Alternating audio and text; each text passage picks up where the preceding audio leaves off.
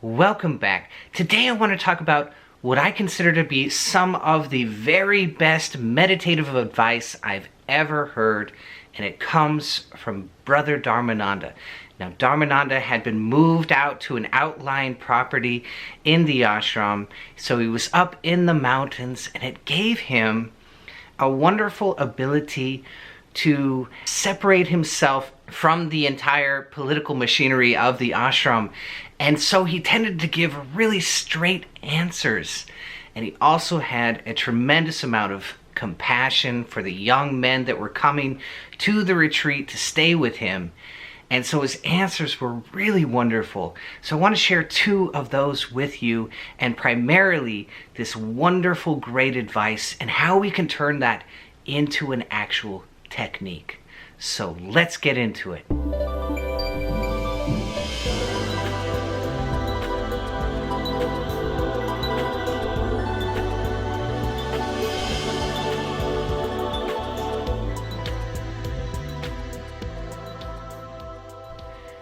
I had just turned into a novice, so I had gone from being a postulant to a novice monastic, and I was invited. I had just turned into a novice, so I just caught it, and I was invited to go to this talk with Dharmananda at the retreat that he was running.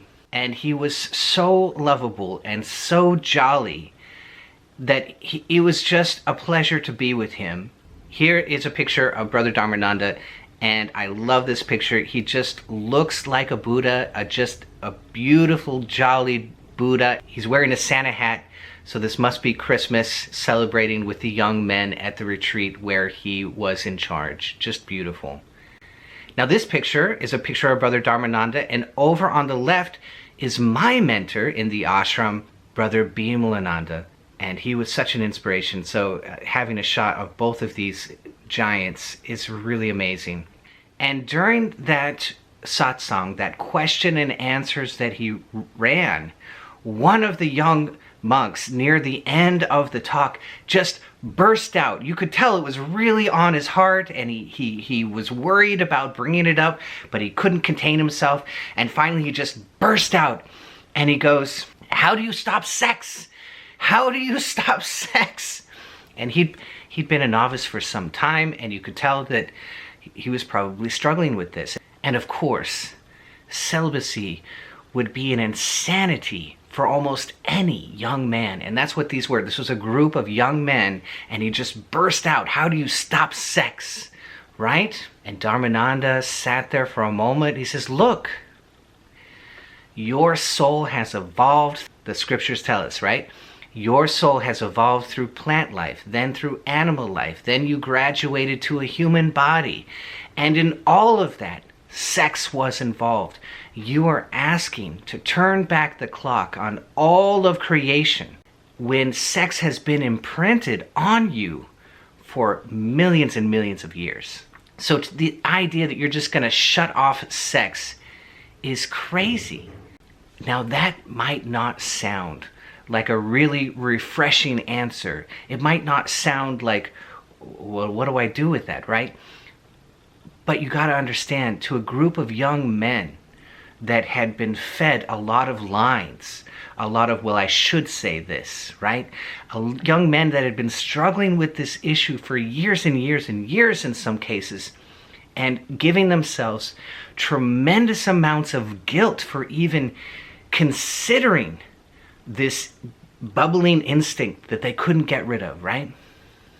And to have someone with authority and years of experience in meditation and a monastic lifestyle tell them, "You're not going to get rid of it, forget it," was so comforting and so kind an answer. It absolutely blew me away. And I realized the stature of Brother Dharmananda. He was really amazing.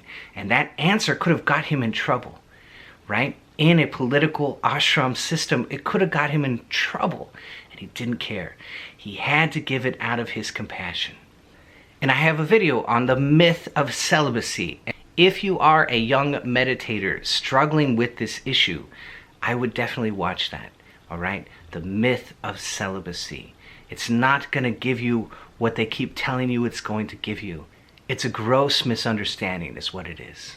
Now, the very best meditative advice I think I've ever heard comes from Brother Dharmananda. And he would sit with these young men and he would meditate with them. They would all pray together. And then he would say, all right, remember your last best meditation. Remember what it felt like. Remember what it was like to experience that last best meditation. Put yourself in that mind frame. Put yourself in that space now. As you're sitting here with us now, put yourself in that deep place that you found. You already found it. You were already there. Go back there and start your meditation from there. Oh my God, isn't that amazing? Because so much of meditation is hunting in the dark. We can have all the tools and all the handholds, and I try and give you as many as I possibly can so that you're never lost and you always feel like I have a direction. I have a direction. Maybe I don't know what I'm doing, but I have a direction. And that's what you need. You gotta have the direction. Don't worry about figuring it all out. You're never gonna figure it all out. You can understand the whole pathway, but that doesn't mean you're going to understand every tiny little piece inside of it. It's a bit of a mystery, and it's just about walking in the correct direction, right? So meditation is a bit like hunting in the dark very often. So when you find this deep place, we want to soak it in. And first of all, that is the process of Paravasta. We want to soak it in. Paravasta means after effect poise state. We did the work of meditation. We did the Mahamudra stretching first of all. We did the heart rate variability resonance, didn't we? We got down into that low idle state. We were sitting very still. This is the work of meditation. We did Om Japa in the chakras. And now we need to let go. We have to be the being. That's the Paravasta. And when a deep state opens up to you in meditation, it is extremely important that you soak it in. Don't run it over with your meditation actions, right? Oh, here's a deep state. I'm just going to run it over with heart rate variability resonance because I got to keep doing my heart rate variability resonance. Don't do that. That's a mistake. When that deep state opens up to you in meditation, soak it in. Make it yours. Give it a big hug because this is what you were waiting for. And you want to soak it in. You want your subconscious, you want your conscious mind, and you want your superconscious mind all to be aligned with this experience, all right? It's coming from your superconscious mind, right? You want the subconscious to get used to this pathway and your conscious mind to remember this pathway, right? That's why we want to soak it in. Enjoy it as much as we can. And that is the Paravasta. That is the primary and beginning idea of Paravasta. We got to soak these states into ourselves and make them our own. So I want to elaborate on Brother's wonderful, wonderful directions for meditation. Remember your last best state and start there. So let's weave that into what I teach here, all right? So what I'd like you to do is start with the Mahamudra stretching.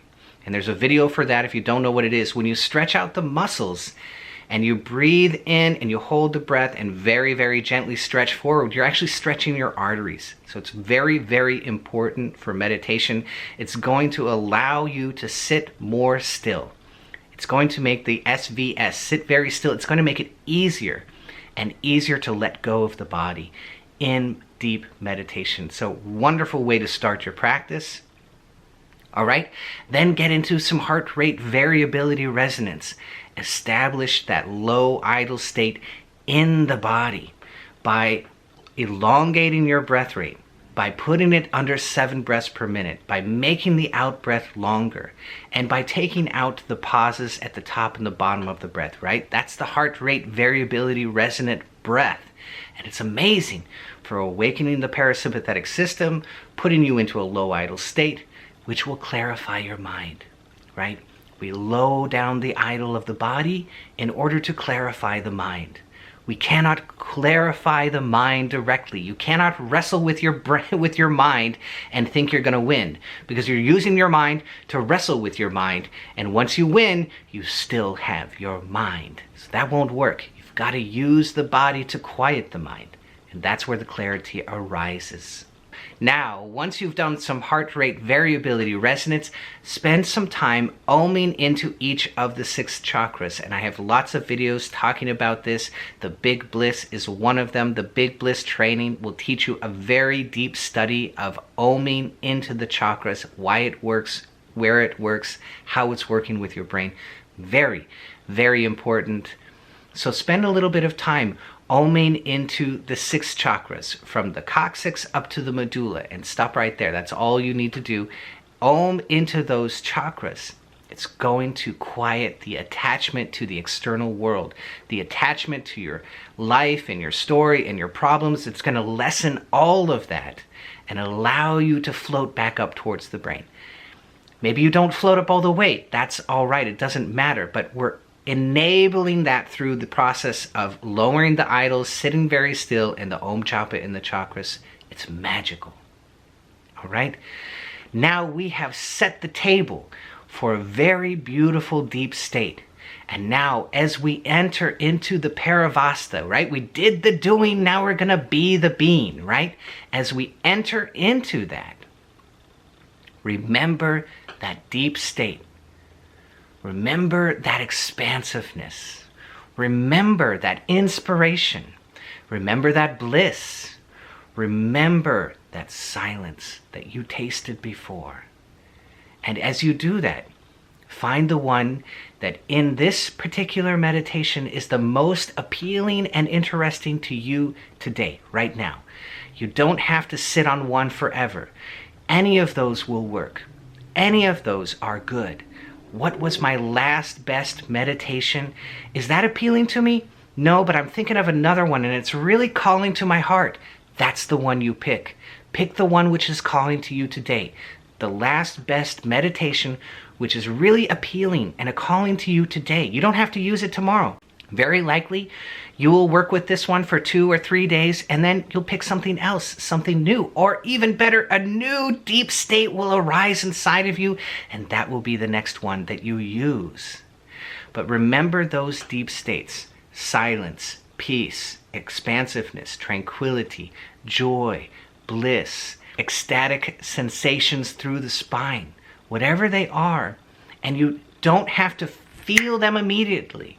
Oh, I remember the expansiveness, but I can't get into it. That's okay. Bring it up, feel it. Bring it up, feel it. Bring it up, feel it. Can I feel it? I'm not sure. Okay, enjoy the silence. Okay, bring it up, feel it. We don't want to become active, right? Okay, I gotta find the thing, I gotta find the thing, I gotta find the thing. No, that's the left brain. But just resting in tranquility. Can I feel that deep state? Can I feel it, right? Pull on it. You're reaching up, so to say, and pulling on heaven, right? What is the inspirational thing? What is the divine aspect that appeals to my heart today? Oh, it's love. So I pull down some love, right? Feel that love everywhere. It's spreading out everywhere. Maybe it's the sound of the Om vibration. I pull it down. Oh, that Om. Yeah, I remember that. I had that experience. It was so expansive. And you feel it. You rest with it. You embrace it. I keep saying that, right? Paravasta is about embracing, isn't it? We're embracing those deep states. We're creating the pathways through our nervous system and our brain. We're stamping down the weeds so that we can come to these deep places again and again. And what I'm suggesting to you is that when you're in your deepest place, all right, I did all the work. I did the doing. Now it's time for the being. And now I'm just going to induce. I'm going to pull down, right? I'm going to pull down the bliss, pull down the tranquility, pull down the silence, pull down the calm, pull down the anticipation Sometimes there's a deep anticipation. Oh, somebody is sneaking up on me, right? And I talk about that in the third training, right? Oh, somebody is sneaking up on my left shoulder. It has to be I really highly recommend the left shoulder, okay? There's somebody sneaking up. The divine is sneaking up on my left shoulder, all right? That's the angel exercise in the third training. Very important. Beautiful. I love understanding that. It's such a deep understanding to understand that pathway, right? So now, we do the doing, we be the being, and as we sit there, sometimes I need something to do, Forrest. Induce. Pull it down. Induce that last deep state. Induce expansiveness. Spend some time. Induce bliss. Sometimes we don't know what bliss means. In fact, we're going to talk about that in Patreon on my satsang this Saturday. We're going to talk about what is bliss, how to feel it, how to get into it, how to find it, how to recognize it. But just to begin, it can be just that little tingle in the spine. Oh, it's just so nice in the spine. That little tingle in the spine, that pressure on the dorsal vagal. That's the beginning of bliss. And so when you feel a sensation run through the body and you go, I don't know if this is bliss or not. Well, did it lift up your heart a little bit? Well, yes, it did. It lifted up my heart a little bit. As I felt it, it was this ecstatic feeling that ran through my body, wherever it ran through my body, right? And it lifted up my heart a little bit. That's bliss. That's it. That's how you know. Induce that last best meditation. Pull it down. And just do this over and feel. Pull it down. Feel. Pull it down. Feel. Induce. Feel. I'm going to induce expansiveness. Oh, I had this delicious meditation and I felt myself spreading out so far. I feel that, right? And we're looking for the deep centers of the brain to actually pick up the other side. So we're putting up one hand and waiting for the higher self to grab us and pull us right up. That's what we're looking for. We put up one hand, maybe we put up two hands, and we wait for the divine to respond. And that's what you're doing inside of your brain. You're inducing these deep, deep centers inside of the brain, and you're waiting for that part of the brain to activate and grab you back. Right? So there's a call and response. And that's what we're doing. We're waiting for the response. It might not always come because we're building these pieces inside of our deep brain incrementally. And it has to be a big enough charge that there comes a response. So we want to pile up. And it doesn't have to be big. Don't think you've got to make it huge. We just want to pile up little incremental inducements inside of the deep brain.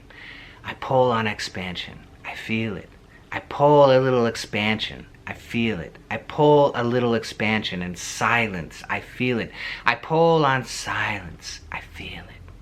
I pull on silence and I feel it over and over. I'm not trying to grab the whole thing because that will create strain in the left brain. It won't work correctly.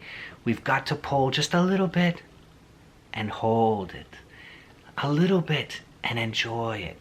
And we're opening the pathway and opening the pathway and opening the pathway. And one day it will open up and it will grab you back. And that's the call and response, right? So now we're taking Brother Dharmananda's beautiful suggestion of remembering your last best meditation and start there. And we're turning it into an entire technique. You take that memory and you call on it. You call on it again and again. Call, call, call, and then finally response. It'll grab you profoundly sometimes. Sometimes it will grab you very surprisingly. You'll sit down, you'll barely start, and all that pile will kick in. It's a beautiful story, right? A traveler goes through the woods and he sees the woodsman cutting down a tree, an old dead tree. He's cutting down the tree to get firewood for his family and his village, right? And he swings the axe, and with one blow, the tree falls down, this humongous tree. And the traveler comes out and he walks into the village. He says, I saw your woodsman cut down a tree with one blow.